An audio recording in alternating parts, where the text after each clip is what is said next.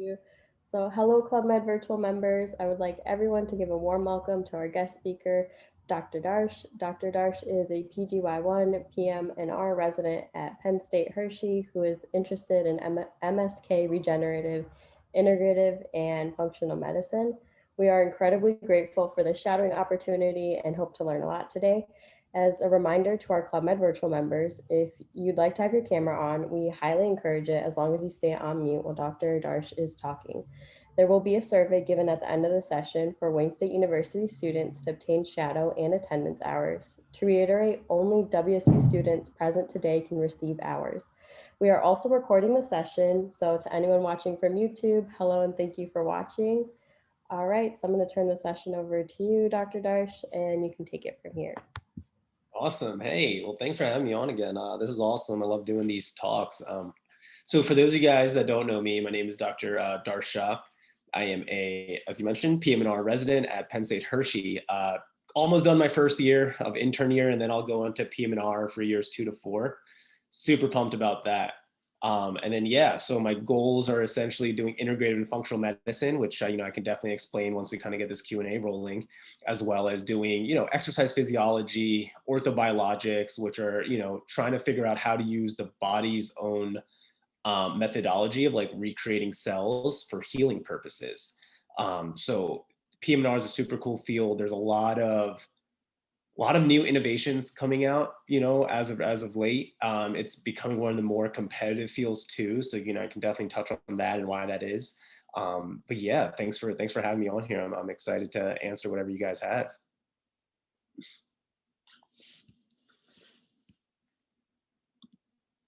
Okay. So is you guys is this going to be a Q&A and then we kind of go into, or do you want me to just go into kind of like my journey and stuff like that? I'm flexible in any way. So I think starting with the journey might be good just so that people can ask questions based on that. Because I know I'm interested in some of the things you said, but I might need more clarification. Yeah, absolutely. So let me start from March 24th, 1992, the day I was born.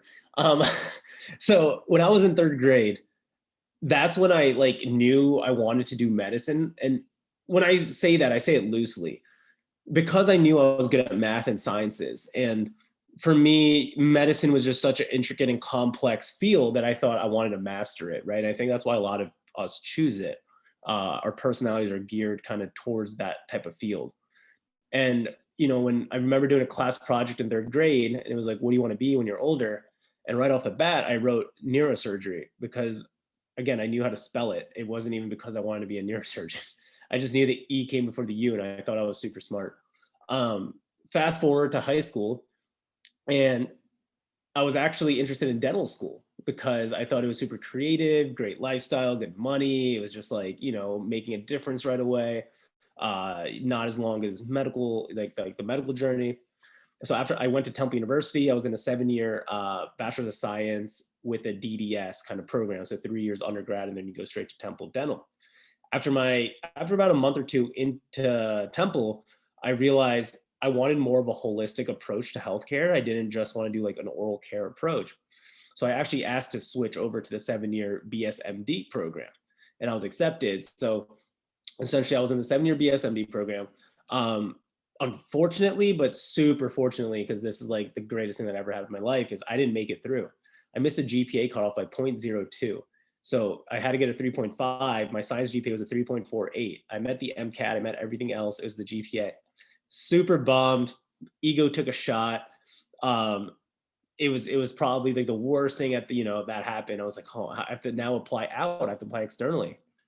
So I eventually took a 2-year gap before I went to medical school. I went through 3 application cycles. 2 of those were rejections. Got off the wait list finally on that last application cycle. Ended up going to VCOM, Virginia. So Virginia Tech's DO school in Blacksburg. And then, from there, in my 3rd year, I kind of figured out I want to do PM&R. Somebody actually asked me while I was on my OB-GYN rotation, hey, what are you interested in? And I was like, I think I like GI because I'm into like alternative holistic medicine, the whole microbiome, like the understanding that now that the gut is associated with almost every single process, right? Like in our body, from brain health to sleep to autoimmunity and all that stuff. But then he was like, well, if you're into like alternative medicine, holistic medicine, why aren't you thinking about PM&R? And I was like, huh, why am I not thinking about PM&R? And, I did shadow it once in high school and didn't have the best shadowing experience, but I figured, why not go back and take a second look at it? And so I did a elective during my third year in PM&R, and it was like a 2-week inpatient, 2-week outpatient rotation. I was like, this is it. I love this. Like exercise physiology, fitness, motivated patients, great lifestyle. I wasn't feeling like overwhelmed. It was just like everything I thought I wanted, right? And I got more and more into the field, and I was like, yep, I'm sold. So that's how I chose PM&R. Matched here at Penn State Hershey for my preliminary medicine year, as well as my PM&R. So I'm going to be here for 4 years, and that's kind of where I am. I also do want to say these glasses, people are probably like, what are you wearing? These are not sunglasses. These are blue blocking glasses. I use them at night for sleep. So I like to throw that out there before everyone's like, my first question to you is, what are those glasses? So that's what they are. But yeah, that's kind of where I am now. And again, my goals are integrative functional medicine, exercise physiology, and kind of like lifestyle medicine, figuring out more so than treating the symptoms, why do those symptoms come there in the first place, right? And a great way to explain this is like eczema. So for eczema, we often give like a steroid cream, right? But it's not that you got the eczema because you had a steroid deficiency. It's not because you didn't have enough steroid cream on your skin for the eczema to come up. We just give it to calm the symptoms down. But what I'm interested in is, how do we treat whatever triggered the eczema in the first place, right? And we don't do that enough in Western healthcare. Actually, we don't do it at all. So that's kind of the medicine I'm interested in, is more the root cause analysis, and we call that functional medicine. Okay. So that's kind of where I am. I know we had like some touching points here. Do you want me to go through those, or talking points? Yeah, you can do that. Yeah, Sure. I brought up the preventative medicine as well, because I have eczema too. So when you brought it up, I was like, yep, I've been prescribed so many different steroid creams. So Right. Yeah, exactly. Right. And it's like, well, does it really make it ever go away? And it's like, well, not really, until that trigger's gone. Right. And sometimes it could be like pollen. And so sometimes we say, oh, the steroid cream worked. It was like, no, it was actually just because you removed the trigger, which was the pollen or whatever it might have been. And so what's interesting is, I think a lot of this new generation that's pre-med, you guys that are coming into medicine, strive to do more preventative medicine, try to actually heal rather than just like be a product of the system and try to just treat symptoms. But what is important to note is that you're not going to learn any of that in medical school, right? You're not going to be taught nutrition. You're not going to be taught sleep. You're not going to be taught exercise. You're not going to be taught how to influence your patients for the better. None of that is taught. A lot of that you're going to have to teach yourself outside of medical school. And so what happens is a lot of us get brainwashed almost, right? Because you don't have time to think. You're only thinking about the things that you need to learn so that you can pass that exam. And what happens is day after day, year after year, you're kind of just a product of the system. And so, what I urge people to do is, if they're really interested in preventative medicine, integrative, functional medicine, wellness, is to start early, start, learning those things now, start creating value in that type of way now, fix up your own lifestyle the way you want to live, and that will slowly trickle down into how you treat your patients and other people. So that's I think a very important point that people need to note. So yeah, I can kind of go down these questions here. So the first one's kind of, what inspired my interest in MSK regenerative and integrative and functional? So the integrative and functional aspect I kind of touched on, I'm more interested in actual wellness and health promotion. We call it healthcare here, but honestly, is it really healthcare? We're not really healing people. It's more sick care, right? Everyone's sick that's coming in. And we only think of medicine and prescribing medicine and actually doctors to sick people. But the question is, why are we not doing this to healthy people? Why are we not optimizing their health, right? And making them even healthier? So that's where my mind kind of goes when I think of medicine, is how do I get people sleep better? How do I get them to exercise more? How do I get them to weight train? How do I get them to understand the mechanisms behind zone 2 training and cardio, in a cardio workout? How do I get them to do meditation and mindfulness and reduce cortisol levels, right? So a lot of these things we talk about, fitness, sleep, we think of them as just ideas. Oh, sleep is just sleep.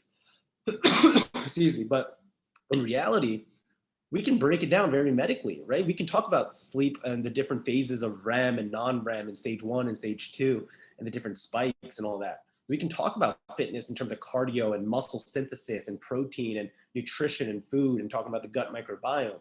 We can talk about mindfulness in terms of cortisol and the gut-brain connection and the adrenal glands, right? So a lot of times we take these ideas and we just think of them as ideas, when in reality, there's so much more science behind these things. And that's why we're slowly starting to see this boom in terms of functional integrative medicine. So that's why I'm really interested in it. I think there's just so much science to uncover that we don't know yet, that there's not much research about, but it's slowly getting there. And the musculoskeletal aspects, I'm really into fitness, exercise physiology, the benefits of it. So like I'm just super fascinated about it, that I would love to do some of that stuff with my patients. Did you ever consider another medical specialty? Yeah. So when I first came into medical school, I was thinking internal medicine and then going into gastroenterology. I just realized that I could not do internal medicine for 3 years because again, it's a very sick care system. I've already here in my quick 8 months of being an intern, I've seen patients get failed by insurance companies, right? Like the system fails them. And it's tough to see. And for me, I really want to just get out of that system. And so to be a gastroenterologist is tough to do that. And with physical medicine rehab, you can really curate your own field. You can kind of create the things you want to do, right? So I want to do functional medicine. I want to do OMN. I want to do exercise physiology and orthobiologics. And I can kind of combine all these things and create my own practice. You can't really do that with a lot of other specialties. Can you talk about your experiences as an undergraduate student and how you prepped for medical school? Yeah, so like I said, I was in a BSMD program. The problem was I didn't know how to study, right? Like I did super well in high school, super well, but that's because they gave me homework and all I had to do was the homework and that reinforced the concepts. And, at Temple University, we didn't really have a thing called homework. So it was mainly just like, hey, these are your lectures, here's your exam, go take this. Here's 300 students in your class, only 10 of you will get A's, go have fun. And like, that just wasn't, conducive for me. And I never really picked up on how to study. Granted, I did well in the MCAT and I had good leadership and activities, but it was the GPA in the end that kind of bit me. But how I prepped for it was essentially, I was very super organized to begin with. I already planned out like my 4 years and what classes I wanted when I wanted to take the MCAT. So I'm a planner to begin with. So obviously not getting in was definitely tough, but then it was like, all right, let's reset. Let's plan again for the gap years and what I need to do. But I'm not the best to ask for advice for undergrad. In fact, I do highly recommend everyone take a gap year as it is. I'm very big into taking gap years, and that's why I say me not getting through that program was the biggest blessing, because it allowed me to take 2 years off and just really focus on myself and understand like who I was as a person, what my passions were, why I truly wanted to go to medical school, right? And I just did a TED talk on this, that in your early 20s, it's very difficult to understand what you want to do for the rest of your life, right? Like your idea of medicine in your early 20s, you guys right now, including me, is very different than when you're actually going to practice medicine, which is me right now, or in 3 years when I'm 31 and I'm an attending. Two different things, right? And if you look at any decade in life, the most growth in terms of intellectually and in terms of what our passions and purposes happens in your 20s, right? And like you can't rush that process. You really have to take your time. And medicine is, it's something that you're going to be doing for the rest of your life if you choose to do it. I always say, what's 1 year? It's better to take that 1 year off and realize, hey, this is not for me, rather than rushing into it, thinking this is what you want to do, and then saying, why did I do this, right? The burnout rate's over 80% easily in medicine, right? Stats right now show about 50, but if you talk to most people, it's higher. I just made an Instagram post today about burnout. Because I was legitimately burnt out and I never thought it would happen to me. Never once thought when I started interning that I would get burnt out, because I thought I had it figured out. I had my passions, I had my network. It just comes. It comes and hits you, regardless of who you are and what you can do. And it's a tough thing to kind of overcome, but better days are ahead, obviously. but it's important to understand that. It's important to know what the reality of medicine is. And I think as pre-meds, it's very tough to do that. And I was actually I was on Clubhouse the other day and with a group of people, and we're talking about how the medical system's a little flawed in the sense that it's so exclusive at every stage, right? A pre-med has no idea what medical school is like. A med student has no idea what residency is like. A resident has no idea what attending is, right? But as a pre-med, we need to choose the life of an attending, yet we don't even know what these steps escalate to, right? So that's why I think these gap years can give you a little bit more perspective. It won't give you the full range, but it'll give you even that 1, 2, 3, up to 10, 20% of more knowledge so that you can make a better choice if this is the right field for you. And if you guys have questions, yeah, feel free to. We have a question in the chat from Manal. They asked, how did you find your studying style moving forward to medical school? Yeah, it's a great question. So for me, I always tell people the way you study in undergrad is going to be very different than what you're going to do in medical school. I don't think you can come in with the same approach. And so having those 2 years off, again, I came in with a blank slate. I came in with a newer perspective. I was starting to read just a lot more books. I was used to just constant reading day in and day out. So I actually found medical school to be easier than undergrad. And that's because you're not competing for a 4.0, right? I got straight C's and B's, and I'm super content with that because it wasn't about the grade for me. It was about learning the material and being a doctor, right? So medical schools don't prepare you for residency, right? Residency is actual work. You have to learn how to communicate, not only with your patients, with the team. You have to learn when things go south, what you're going to do. You have to learn to have emotional intelligence. You have to learn how to be efficient. You have to learn how to multitask and have deep work at the same time and think about deeper issues while there's shallow work on the surface, right? Medical school doesn't teach you that. Medical school just teaches you the knowledge, but what you do with that knowledge is up to you, right? So during medical school, I wasn't solely just focused on studying. I was also focused on building social, emotional intelligence, figuring out my passions. But studying style wise, we know that humans are visual learners, right? People say oh, I'm auditory, I'm kinesthetic. Sure, you might be small percentages of that, but in the end, everyone's a visual learner. It's how humans develop. So there are certain sketchy micro you guys might have heard of, or sketchy pharmacology. They're like Picmonic. They're these pictures and stories of videos that are crazy animations and they're goofy and funky, but they help you remember certain facts or whatever that story might be. So what I did was I did Anki flashcards. You guys might have heard of it for MCAT studying. I don't really think there's much use for it in the MCAT. I think there's a lot of use for it in medical school because Anki only works if you have a long enough time period for it to work. If you're saying for the MCAT for 6 months, Anki, the algorithm doesn't really work for 6 months. It works for years. So I use things like Anki, Sketchy. If I could go back, what I would have done better was self-study and not rely on people to teach me things, but actually take what the professors are teaching me, but then doing my own deep dive, right? Going into Google, creating my own PowerPoints, and then being able to take that information, synthesize it, and then teach it to someone teach it to somebody else. Because when you can teach a concept, that's when you know you mastered it, especially if you can teach it to a 5th grader, right? As we say, that's when you know you mastered it. And I would highly suggest you guys do this in undergrad, honestly. It might take an hour extra time, but on the back end, the rewards are just so great that you get higher scores. You'll have to study probably less for finals because it's already in your head. Because when you know you mastered a concept and you forget it, well, you can always master it again because you mastered it once, right? But you can't say the same thing if you've never mastered it. So that's kind of the way I would approach studying in medical school. So Nazrin has her hand up. So if you want to ask your question.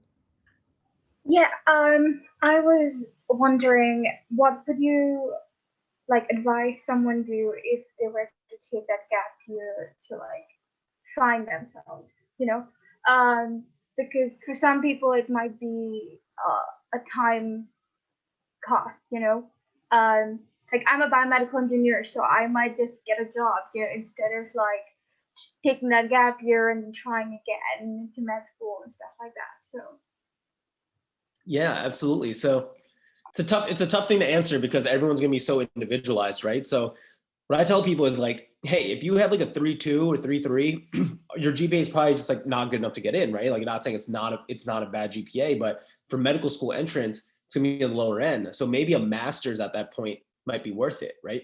Just to show medical schools that this is, you can get up there. But in that master's, also realizing, hey, let me connect with people to do research, or let me meet people. Let me see what else is out there. What else am I interested in?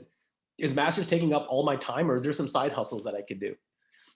For people who are interested in research, possibly in academia, let me see if I can connect with a professor at some school and do some research. Well, research isn't going to take up your whole time. Maybe there's something else you can do on the side as well. Maybe you always wanted to try your hand at business or work on Wall Street or do consulting. I know plenty of people who are pre-med, get out of medicine, do some sort of job, like you're saying, biomedical engineering, and then come back to it because they realize, hey, maybe BME wasn't really what I wanted to do. It was more medicine.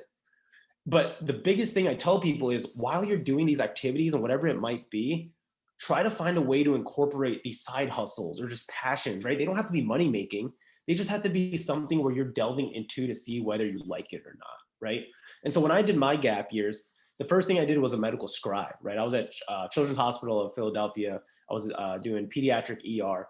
Did that for about 9 months, right? And it was cool because I got to see what the hospital was actually like what it's like to see patients, what it's like to actually type on the EMR. I did that for about 9 months though, because I just started to plateau. There was no new learning.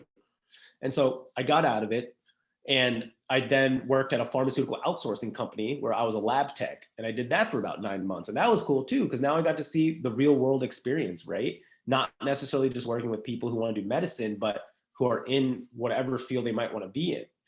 But then I got out again in 9 months because it just wasn't a great workplace. Then I was like, all right, if I don't go to medical school, maybe, I can either go to St. George's in the Caribbean, or I think I'm going to do like a master's or PhD in exercise physiology. So I said, all right, let me try to find a professor that I can work with to do some research to see, if this is what I want to do for a master's. So then I did cancer rehab research, right? Like as an intern, completely free, just like volunteered my time.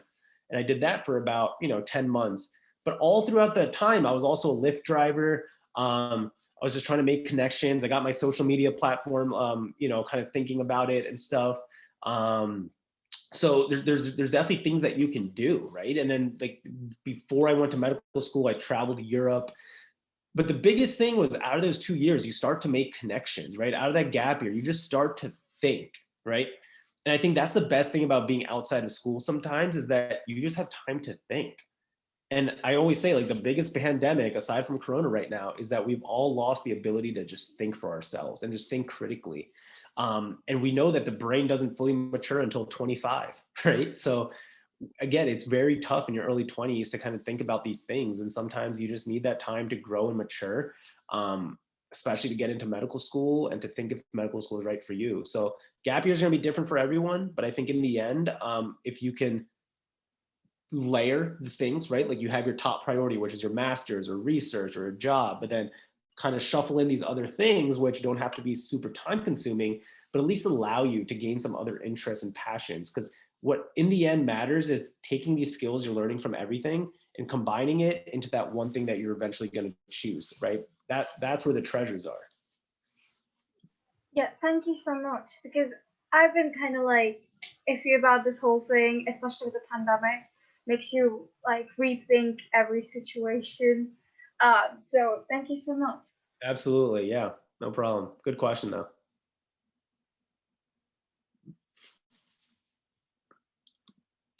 All right, any other questions? Otherwise I can kind of just run through that list again that we have. But yeah. Hand up. I had a question regarding how you prepared yourself for the MCAT. How much in advance would you recommend someone to prepare for it? Yeah, love this question because, I do pre-med coaching and the one thing I don't do is MCAT. And there's a reason for it. I'll explain why. So personally, I took my MCAT after sophomore year. I took it pretty early. And then I took it again. So I took it after sophomore in the summer, and then I took it again junior year, in that winter break. So the biggest thing I'll tell people is you have to know yourself in terms of the type of studier you are. Are you someone who needs the marathon where you need 6 to 8 months to prepare and you can do 1 to 2 hours a day slowly and build yourself up? Or are you like me who, hey, I only need 1 month. I'm going to do 8 hours a day and just get it out of the way, right? The MCAT is not a test to learn. It's a test you just need to get out of the way so you can get into medical school. So that's kind of the approach. But still, you got to think, are you someone who needs 4, 6, 8 months? or you need someone who, you know, can just burn right through it and get it done. And everything's going to be personalized, right? The biggest thing I'll tell people though is they don't do enough practice tests. When I ask people who ask me, you know, about MCAT advice, the first question I ask is, how many practice tests have you taken? So far, the max number I've gotten was 6. I took 20 before I took my MCAT. And the reason I say that is because the only way to practice for a test is by doing the test, right? Like you can do as much content as you want. You can do as many, you know, and the Q banks are great now. I didn't have that UWorld when I was studying, but that's what you need to do is the constant repetition that's going to make you better. I look back at my SATs, I probably did over 70 of them. I scored a 2140 because that's when you realize you're going to go up, up, up, up, up. You're going to plateau somewhere in your score. What happens is most people take it when they're on the rise and then in the plateau. But every plateau you're able to break, especially the first one. You'll always break that first plateau. It might take a month, it might take a week, it might take 3 months. You have to break that first plateau. And the only way you do that is by constant testing and repetition. Once you break that plateau, that's when you take the exam, because you're going to plateau again, but that second plateau is almost impossible unless you take like 2 years off to break it. So I always tell people you have to test yourself enough to see where you plateau in your score. And then you really hit the test hard and the repetition hard until you break that plateau. You know, the analogy I use is like working out in the gym, right? Let's say you want to do a bench press. Your goal is to do, let's say 200 pounds, right? Like, let's say that's your score, it's 200. You're starting at 100. How are you ever going to know if you're going to reach that target score unless you bench press every week or at least every 3 days, right? And of course, you're going to do your triceps and shoulders and other areas of your body, right? That's like doing the content and doing the Q bank. But in the end, the only way you'll know and test is that when it comes to competition day and you need to hit that 200 is by knowing that you're hitting 200 beforehand, right? So I think it's very important to up the practice tests. And again, I remember going to Barnes and Noble like every Saturday and just doing like one of those half-length practice tests, right? They don't have to be full length. They just have to be simulated, where that pressure's kind of on, and you know, you gotta do the test and it's full. Okay, thank you. That definitely like cleared up some of the things I had. Okay, cool.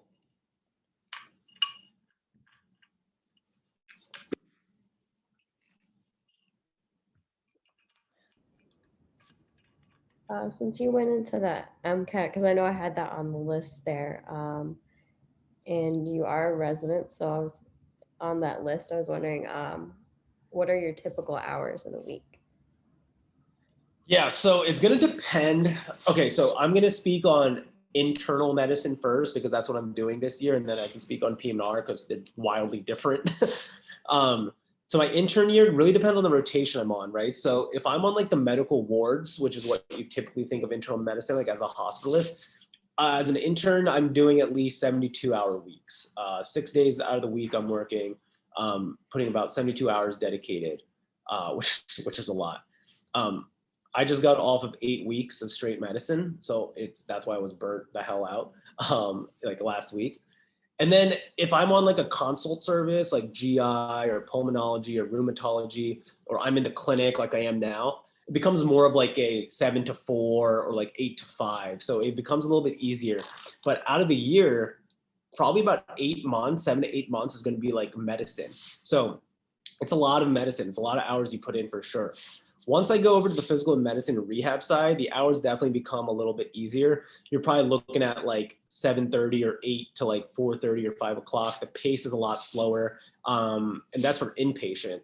The clinic side really just depends, but you're probably looking at 9 to 4:30 on the clinic. So it's a little bit more structured. There's less call, depending on the program, but that's kind of the stark contrast between like internal medicine as an intern versus like physical medicine rehab.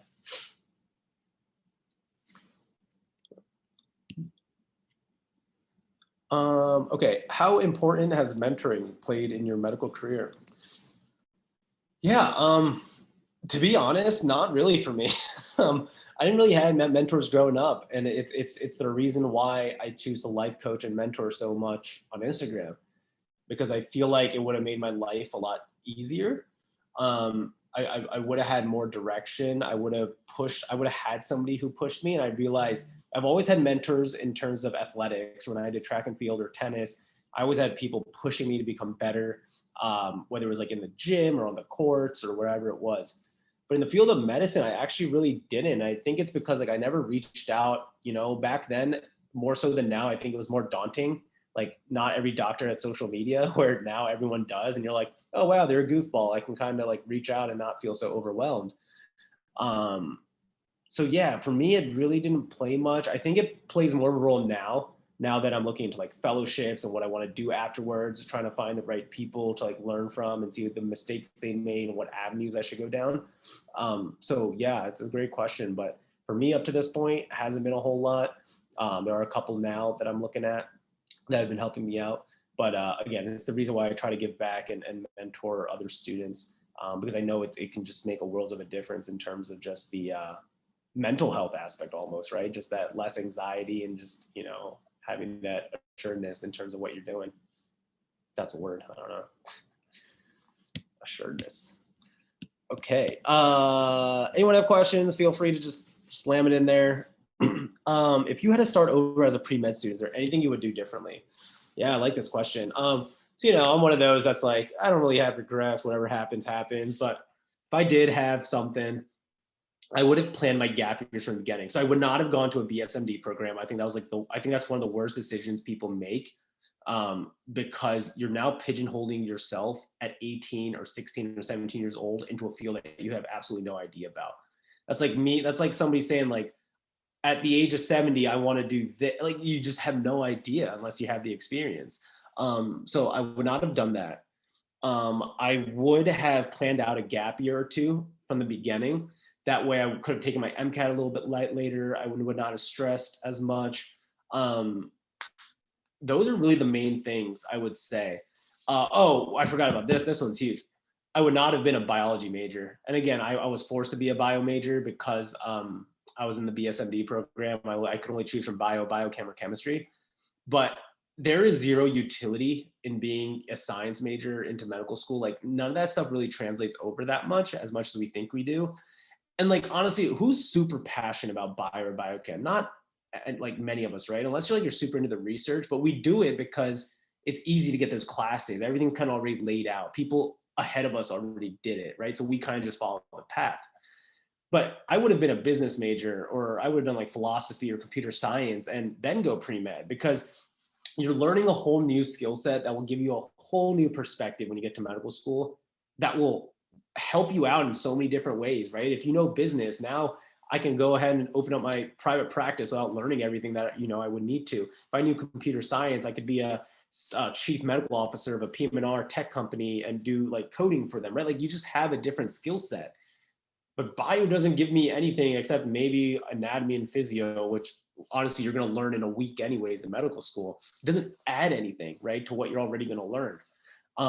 So for that reason, yeah, I think there's so much value in doing a different field, because it's the last 4 years of your life where you can go into in depth in something that you like are interested in. You're going to be doing medicine for like 50, 60 years of your life. You're going to be doing science for the rest of your life. I don't think those 4 years in undergrad really make a difference. And again, even with the MCAT, like I self-taught myself essentially everything for the MCAT. I don't even think you really need the classes. Although, yes, you do have to take those pre-med recs. I think a lot of it can be self-taught.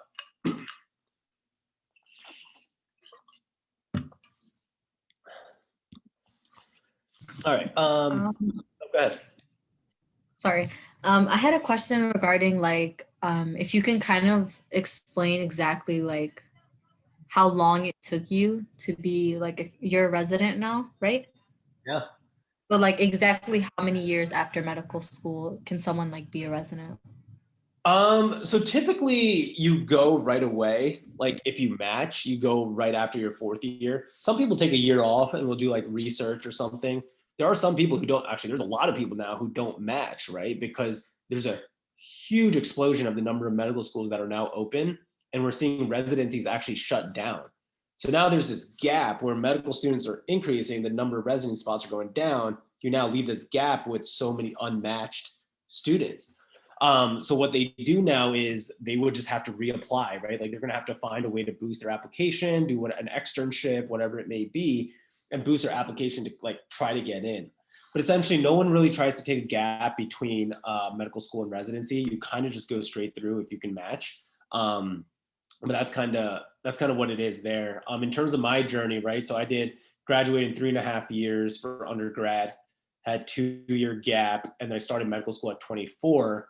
I'm now 28, about to be 29 this month. So, and then I'll have 4 years of residency. So I'm almost done this first year. So then I'll have 3 years of PM&R. So I'll be 31 by the time like I'm in attending. But then if I choose to do a fellowship, that's another year. So 32 seems like the age that I'll finally be able to be a real doctor.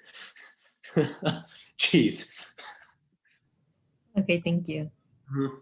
So we have a question in the chat, and I'm really sorry if I mispronounce your name, but Nalay asked, do you think allied health majors suffer for the same issue you described with bio degrees?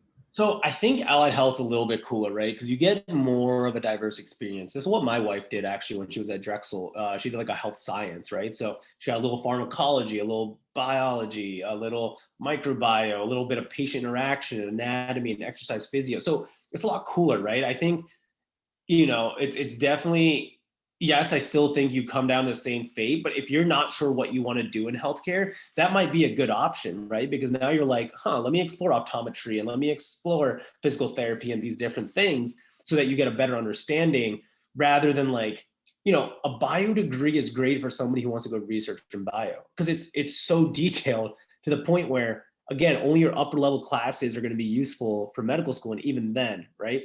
So I think allied health is super cool. I think it could be worth it if you know 100% you want to do medicine though. I don't know. I would say you could always double major, right? Like being a bio major is tough. It's tough to double major with that.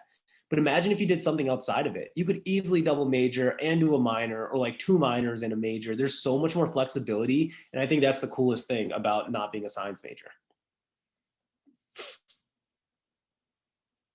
Are people like slowly just like changing their majors right now? It's too late for me, so I I definitely wish I could. There's times where I love my major. I'm biomedical physics and science, and then I minor in Latin American studies. But then there's other times where I'm like, why did I pick a physics major? Wow. Good for you though. That's definitely a lot. Wow. So Eric, you can ask your question. Yeah, so one of the questions I like to ask like doctors or like residents is like what clinical experiences did you do? Because I know people get confused about shadowing and what's shadowing and what's clinical. So yeah, so that whole clinical experience is new. I never had that on my application. It was just like shadowing and just volunteering. There was no like, now people like, yeah, well, I like, this is new to me, but like I've seen it now more and more in the last year because my students have been like, oh, it's this clinical experience. So I think it's like, it's up to the discretion of the medical school, right? Like, is scribing clinical experience? I would say, yeah. I mean, you're in the hospital while you're not necessarily talking to the patient, you're in their face, you're recording everything they're saying. There's times where the doctor might ask you to, hey, go talk to the patient, go do this for me. So like, to me, that is clinical experience. I don't think there has to be some sort of like patient interaction all the time in order for there to be clinical experience, right? Like phlebotomy, or that's really the only one I can think about because that's the only one I see people doing. And I think it's a travesty that like, oh, people now need to become phlebotomists just to get clinical experience. So again, I think it's up to the school's discretion. If it were me, I would just count like all my shadowing activities as long as there's like a little bit more of like patient interaction as clinical experience. Like I did a volunteer experience with American Cancer Society where I was driving patients to their appointments.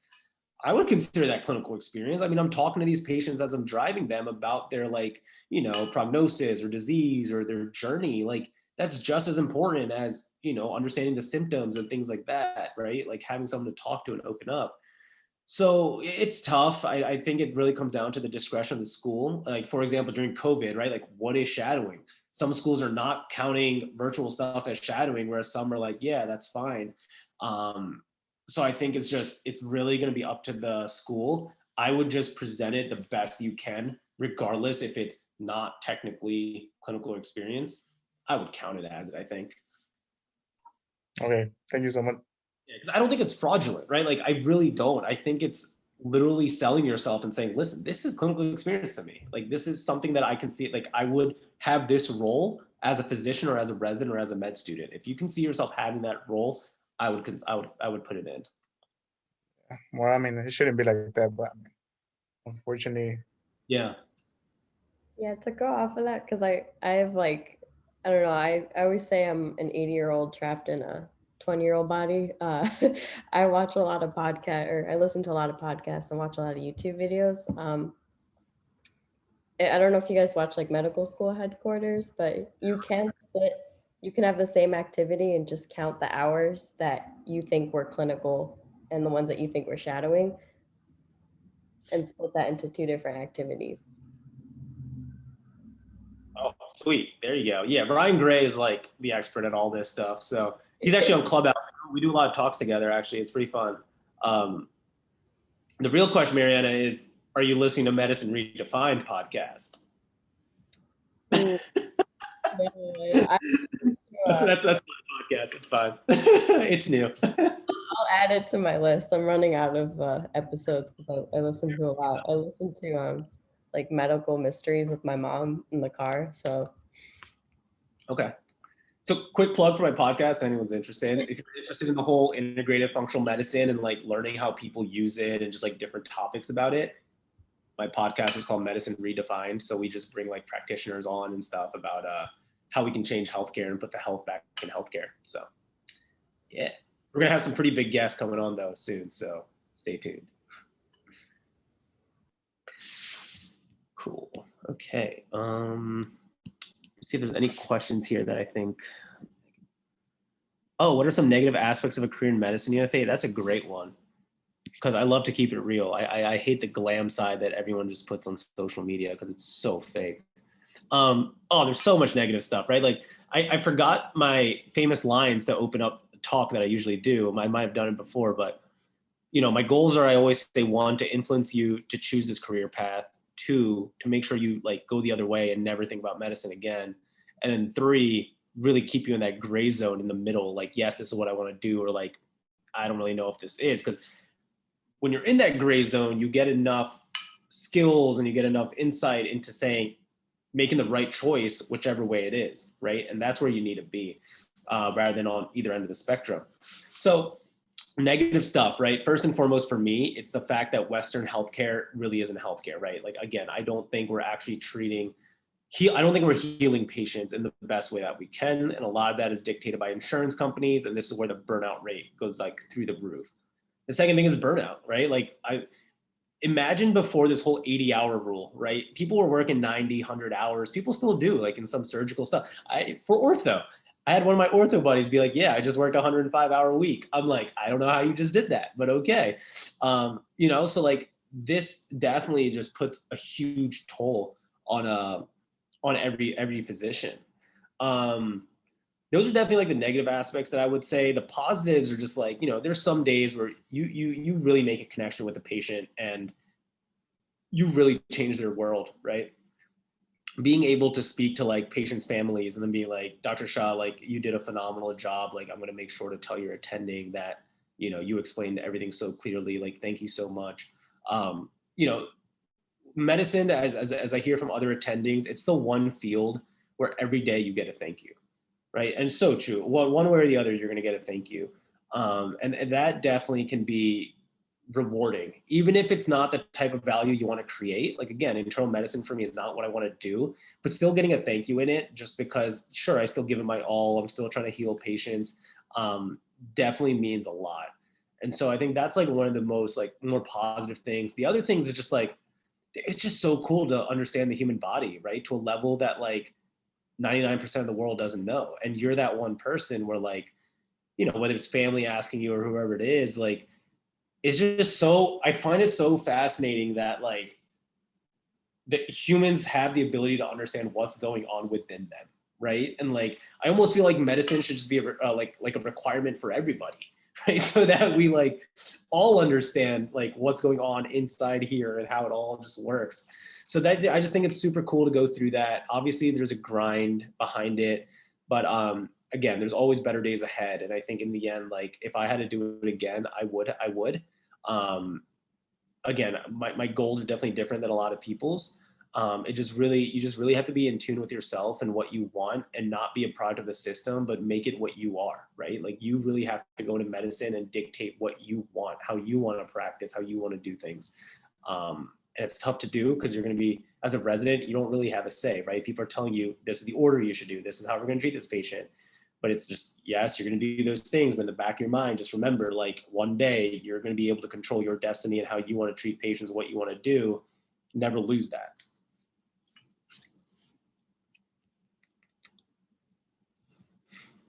Oh, this question here. How much did COVID impact my workplace and life? Yeah, so definitely a lot, right? Like burnout rates are through the roof again this year because of COVID, right? Like wearing a mask all day is tough. Not knowing what your co-residents even look like, it's definitely tough. And again, I don't have a maskless residency to compare it to, but like the residency, as much as it is a medical experience, is also a social experience, right? A lot of it is leaning on the shoulders of your co-residents, hanging out on the weekends, grabbing some drinks, like having fun, sharing stories of patients, like just, it's more of a bonding experience as well. And like, obviously with COVID, you can't do that as much. And like, yeah, sure, slowly we're starting to move that direction. But yeah, it's definitely been a tough 8 months in terms of just like getting to know the program, getting to know like the social aspects of things, not only just focusing on the medicine. Luckily here at Hershey, we don't take care of COVID patients. We don't walk in the room and directly take care of them. We have the ability to manage their health care and manage their health outside of the room, which I've done, which is cool. But yeah, we're grateful and lucky that they don't require us to actually go in the rooms. We have a question in the chat from Manal. They asked, do medical schools care whether or not you were paid during clinical experiences, for example, being a phlebotomist or patient care assistant? Medical schools don't care a lot about a lot of things. They don't care what major you are. They don't care what undergrad you went to.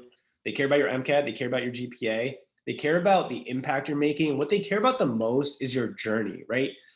They care about your story. Like, you know, a lot of people say like, oh, is this a good activity or is this not? Like, is it different? Is this activity different than like other people? It's not even about that, right? Because you're not gonna find something that makes you so uniquely different than other people. What makes you different is how you frame that story, how you frame your journey. What kind of grit did you go through? You know, what were your failures and how did you overcome that? And kind of what's your trajectory? How are you moving on? What are you looking at next? What's your vision? That's what medical schools care about. But yeah, to answer your question more succinctly, they don't really care whether it's paid or not.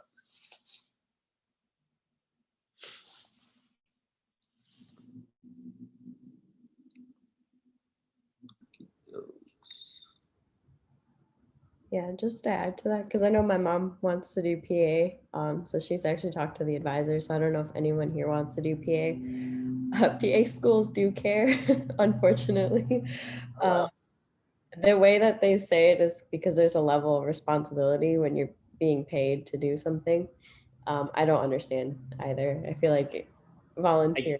More accountability, but like, okay, sure.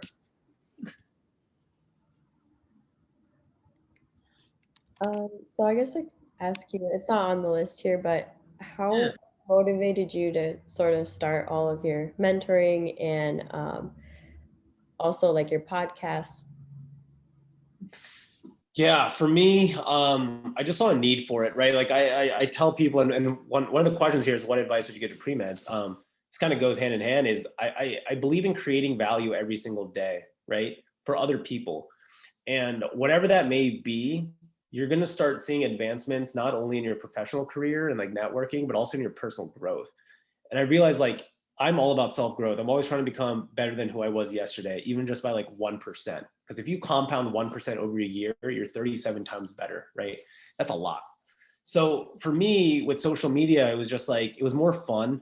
It was more accountability for me. It kept me vulnerable, it kept me humble. And it was a great networking opportunity, but I also just love coaching, advising. And it's the reason why I went into medicine. Like I love meeting new people, these new patients that I don't know a lick about, but creating that meaningful, deep connection. Like that's everything to me. And that's what I seek for every day in life, are those connections. And I really got that out of social media, and like even through podcasts and having these guests and just like trying to have you guys, this new generation of medicine, understanding what preventive medicine is, understanding that there's people out here actually doing it. And I think that's one of the setbacks as to why people don't choose to go into functional medicine or integrative medicine or preventative or lifestyle, is that they don't know how to, because med schools don't guide you. So the point of the podcast is to say, hey, these are the ideas. This is what people are thinking about. This is how people have done it. These are kind of the things you want to put in your head and think about as you move forward. So that's kind of just what motivated me to kind of do everything I'm doing right now. All right, well, if anyone has any questions, you're more than welcome to unmute yourself or type them in the chat. Eric, I don't know if you want to ask a question because you still have your hand raised, but you're more than welcome to. Oh, no, I forgot to take it. Sorry. Go ahead. I was going to type everything in there. So Ellen asked what your podcast was again. And I can say it out loud just in case anyone who's watching from YouTube. Oh, that's right. So no, so it's Medicine Redefined, and I'll make sure to add that as well. Yeah, it's on Apple, it's on Spotify, so whatever people use, it's on there. If anyone wants to hit me up on Instagram, I respond to everyone. If you have any questions, it's at dr.darsh, doctor spelled out. Darsh is D-A-R-S-H. And then, I mean, I'm on Twitter, I'm on Clubhouse, I'm on whatever you name, TikTok, really rarely. But Instagram is really where I do most of my work and communication. So be more than happy to help you guys out if you have any questions. Yeah. Okay, well, I'm going to give the closing statement, but I don't know if you'd have any time after, if anyone has questions. So thank you guys so much for attending, and also thank you so much for this shadow session, Dr. Darsh. I know I learned a lot today, and I hope everyone else did as well. And I hope to host a session with you again in the future. So I know you posted your social media handles in the chat. So if anyone wants to add Dr. Darsh, his Instagram is at Dr. Darsh, doctor spelled out and then .Darsh. And then his podcast is Medicine Redefined. I'll make sure to tell all my pre-med friends because we're all nerds. So, and it also to our WSU students, the survey was posted in the chat. So please fill that out to get your shadow hours. All right, everyone. Thank you so much and have a great night.